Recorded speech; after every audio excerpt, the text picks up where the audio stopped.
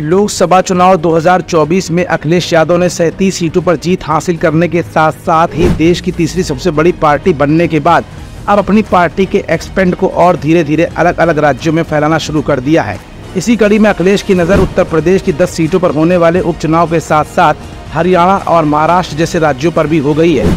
आखिर अखिलेश यादव ने जिस पीडीए फार्मूले के तहत लोकसभा चुनाव 2024 में बेहतर प्रदर्शन किया था, अब वही फार्मूला पूरे देश में अखिलेश यादव लागू करने जा रहे हैं। साथ साथ कांग्रेस को लेकर इंडिया गठबंधन की मजबूती के लिए अब अखिलेश ने एक ऐसा मास्टर प्लान तैयार कर लिया है जो न सिर्फ पीडीए बल्कि बीजेपी के कई और फार्मूलों पर भी भारी पड़ेगा।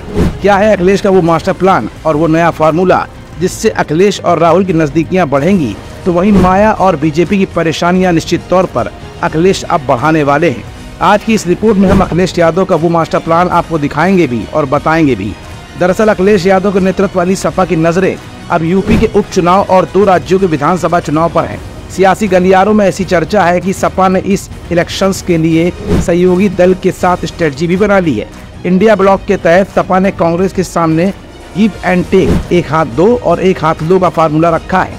खबरें ऐसी भी आ रही हैं कि सपा ने हरियाणा की 5 विधानसभा सीटों और महाराष्ट्र की 12 विधानसभा सीटों पर दावा किया है। सूत्रों के मुताबिक सपा 2 राज्यों की 17 सीटों के बदले यूपी में कांग्रेस को 2 सीटें देने के लिए राजी हो सकती है। हरियाणा की जिन 5 सीटों पर सपा ने अपना दावा ठोका है वो है जींद, महेंद्रनगर, गुड़गांव और रेवाड़ी जिलों की है। इन जगहों पर मुस्लिम और यादव मतदाताओं की संख्या अच्छा खासा है। ऐसे में सपा इन जगहों पर समीकरण पक्ष में मान रही है, जबकि कांग्रेस वहां 3 से 4 बार हार चुकी है।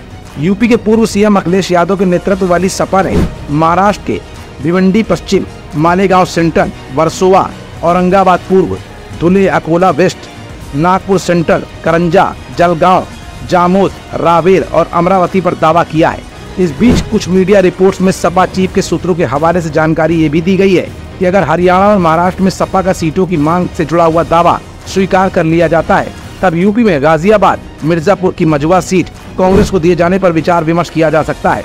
फिलहाल अखिलेश और राहुल की जोड़ी किसी भी सूरत में बीजेपी पर भारी पड़ने की फिराक में है और शायद उत्तर प्रदेश में 10 सीटों पर होने वाले विधानसभा उपचुनाव के साथ साथ अब महाराष्ट्र और हरियाणा पर अखिलेश की नजरें पूरी तरह से गड़ गई हैं। अब देखना ये होगा कि अखिलेश यादव और Rahul Gandhi give and take जैसे फॉर्मूले को किस हद तक आगे बढ़ा पाते हैं।